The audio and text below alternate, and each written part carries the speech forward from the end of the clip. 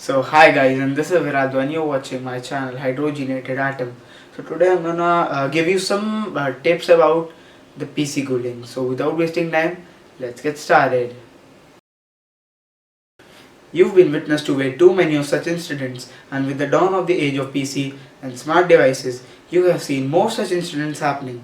Perhaps the most relatable example would be the mobile phone heating up when you're in some intensive game on it. Those with PCs will recount similar incidents that came to be when they ran an intensive application or game.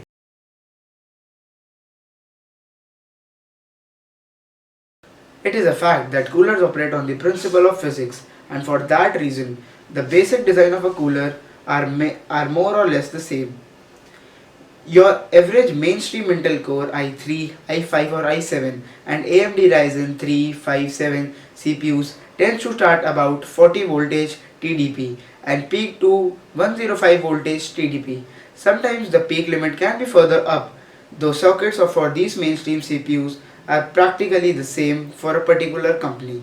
Intel has the LGA1151 socket for mainstream CPUs right now, which supports mainstream Core i3, i5 and i7 SKUs with up to 8 cores. What not to consider while buying the coolers? Cosmetic tubing. For aesthetic purposes, the tubing on closed loop liquid coolers are decorated with bright colors and sleeving. Although sleeving does make the tube slightly shiftier than plain rubber tubing, what matters is the contact points and the internal layer of the tube. The contact points include the pump and the radiator, where wear and tear will result in leaks. Coolant colors.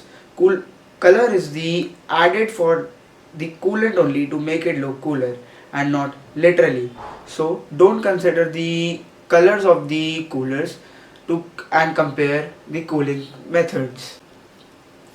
You will get the same cooling performance with a transparent coolant. Also, some coolants can cause more harm than good to your entire cooling loop. RGB lighting. Lighting has never served any advantage to cooling performance.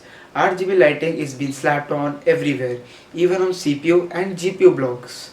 We aren't far away from the time when RGB LED strips are attached to the heat sinks. But keep in mind, this does not affect their performance in any way. They are only for aesthetic purposes. Picking up the right cabinet. Some of this contains closed loop AIOs or all-in-one coolers. Closed loops AIOs are the second most popular cooling solution in the market. With these you don't have to worry as much about the clearance areas since the CPU block is often small enough not to warrant a worry. For AIOs, this comes down to just two components, the radiator block and the accompanying fans. The radiator blocks are affixed to the CPU block by the means of two pipes which carry the coolant. The length of these tubes are generally around 15 inches or so. Often you will see that cabinets mention that they have liquid cooling support. This means that the cabinet will have a proper mounting spot for these radiators. Custom liquid cooling loop. This is where the fun begins because there are literally every top-end case in the market is built for custom liquid cooling. A thing to note here is that because this is custom, you can make do with practically anything in the market because you can configure your cooling in the right manner. Even then there are some metrics which will still need to be considered while getting a case for your custom liquid cooling needs. One of the things you want with a case that's made for liquid cooling is the ability to show off your custom loops. This means getting a clear window on one side, then you need to finalize your liquid cooling loop. If you want to go for the cases which will look good with your cooling system, the custom cooling system, the examples for these are Cooler Masters MC500P, Storm Striker, Corsair's company Crystal 460X, Crystal 570X, Obsidian 650D, Fractal Design, Define RX, Define Nano and Meshify C, Thermaltake Core P3, Core P5 and V100. These are some cases which will give you an aesthetic look for your custom cooling systems. Custom loop parts. The coolants. Look for the right cooling or liquid that can be overwhelming. Coolants are generally a mixture of distilled water along with the additives and color dyes. As a beginner, we would recommend starting off with just distilled water and avoiding colored dyes completely. Since they tend to have different chemicals, they will cause problem for your first build. However, only distilled water won't make the cut and you will need to add antimicrobial additives to prevent the formation of algae in the loops.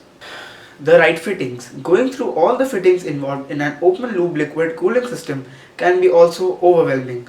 There can be hundreds of different fittings available based on the configuration one is planning. To keep it simple, we will be covering the basics that you need to keep in mind while planning your loop. Fittings are these parts used to fit the tube with reservoir and blocks. Sometimes fittings are also used to connect hand tubes with each other that can be bent with the angle joints.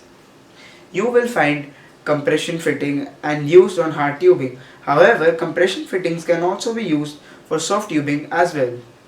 Tubing. Primarily, the tubing that you can install can be soft or hard. Soft tubing is generally made from PVC and being flexible, it is easy to handle. You won't have much problem cutting them and they aren't that expensive. However, since they tend to slack, they don't really look that good.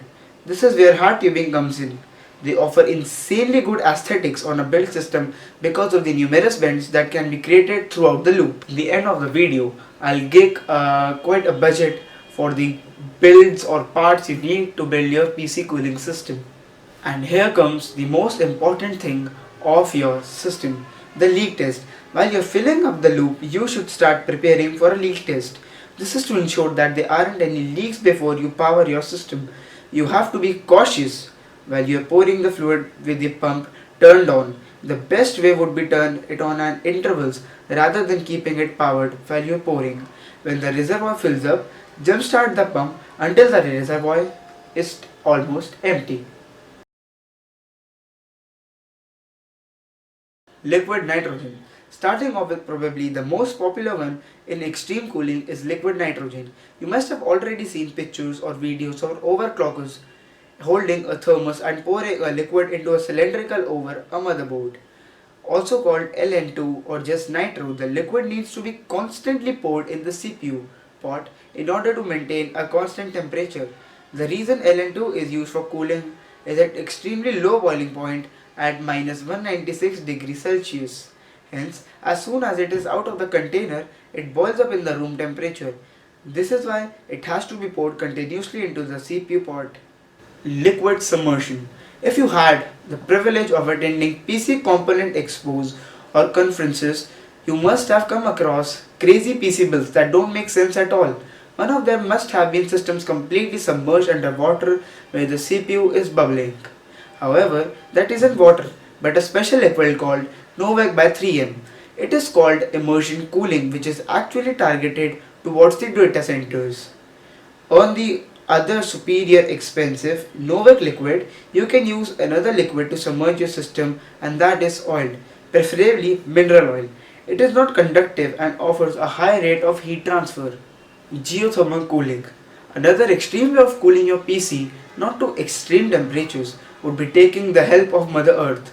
Geothermal cooling is a differently ballpark for cooling your PC, but there have always been few people who have successfully done it in their own backyards.